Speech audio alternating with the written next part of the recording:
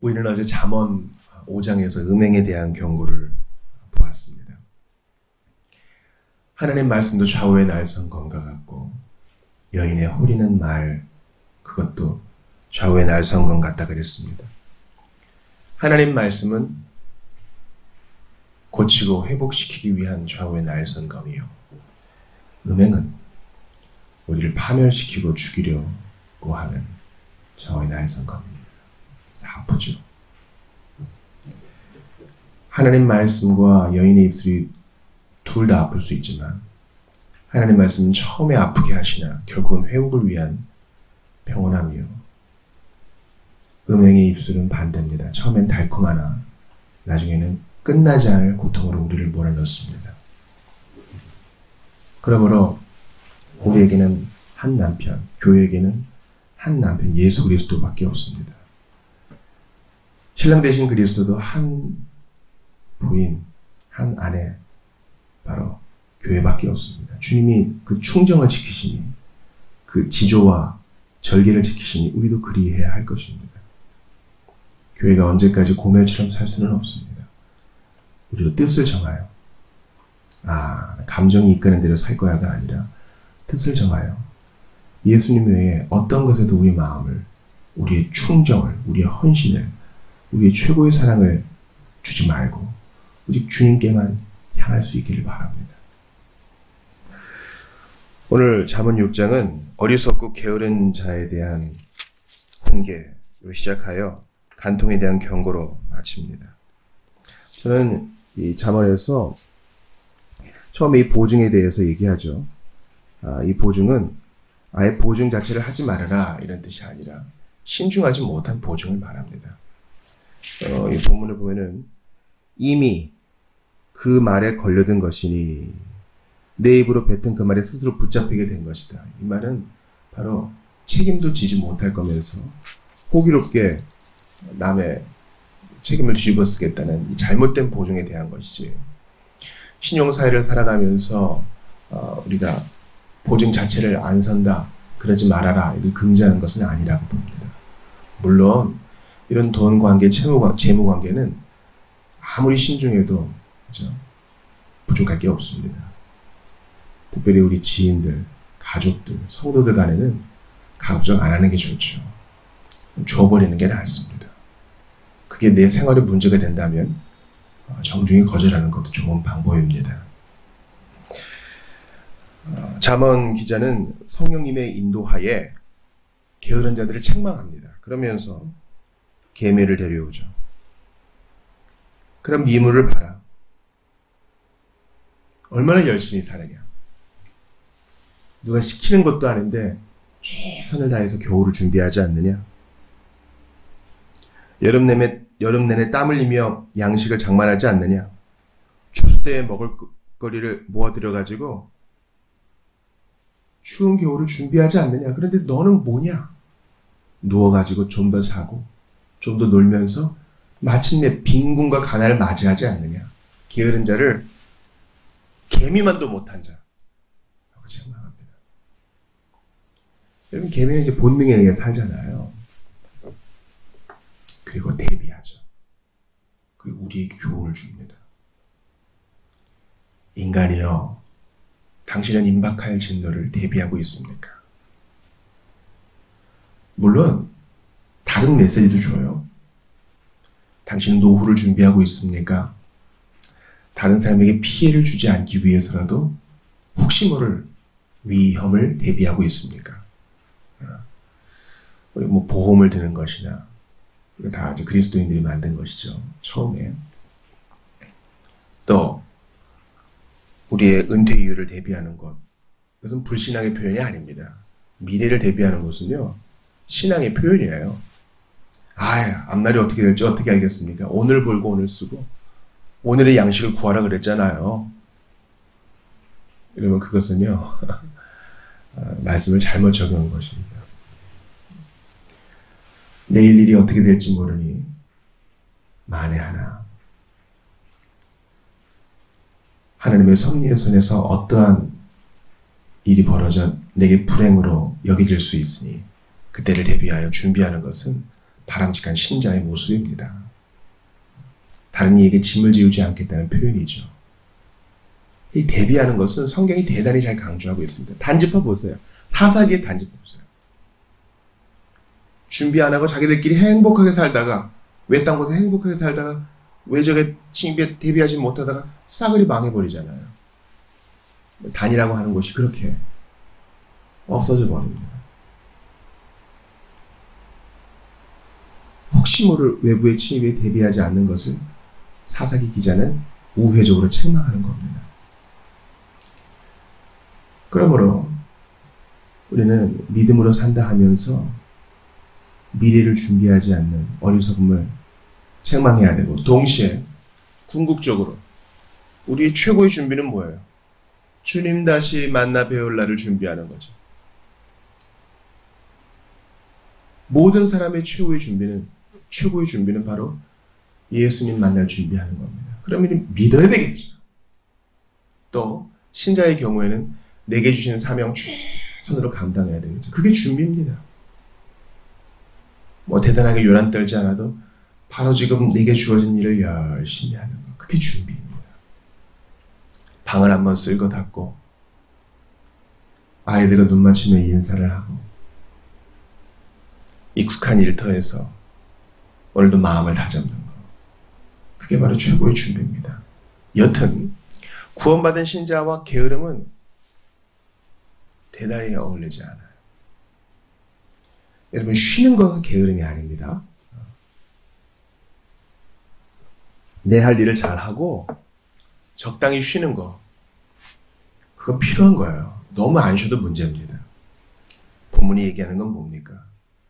일할 때가 됐는데, 해가 중천에 걸렸는데 아직까지 일어날 생각하지 않고 내일 하지 뭐 하고 미루는 거, 그 게으름을 하나님이 싫어하신다는 겁니다. 그러므로 구원받으셨습니까? 열심히 일하십시오. 내 손으로 수고하여 나눌 것이 있게 하기 위해서라도 열심히 일하세요. 본문은 주님이 싫어하시는 것, 특별히 미워하시는 것으로 첫 번째로 교만을, 거만하게 치뜨는 눈, 교만을 듭니다. 그래서 그 중세시대 때 정리한 죽음에 이르는 7가지 죄악도 보통 교만을 제일 앞에 두죠. 마귀 닮은 거잖아. 사실 이 게으름도 교만의 일종입니다. 왜냐하면 내일 나한테 기회가 있을 거라고 지레짐작하는 거거든요. 나 내일 일하면 오늘 못하고 메꿀 수 있어. 교만이에요.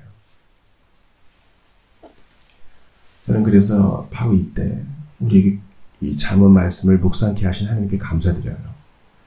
고난주간이잖아요. 순한 본문을 보는 것도 의미 있겠지만 무엇이 예수를 죽게 했는가? 무엇이 예수님을 십자가에 매달았는가? 우리 인간의 교만이죠. 하나님 없이 살 수 있다고 생각하여 미래에 대해 대비도 하지 않고 내일 믿지 뭐, 미루기 급급한 우리의 죄악 때문에 예수님이 못 박히신 거 아니에요? 어떻게 죽일까? 대제사장들과 장로들의 논의를 보세요. 얼마나 교만해요. 예수를 넘길 테니 얼마나 주려느냐? 가룟 유다의 괴계를 보세요. 얼마나 교만해요.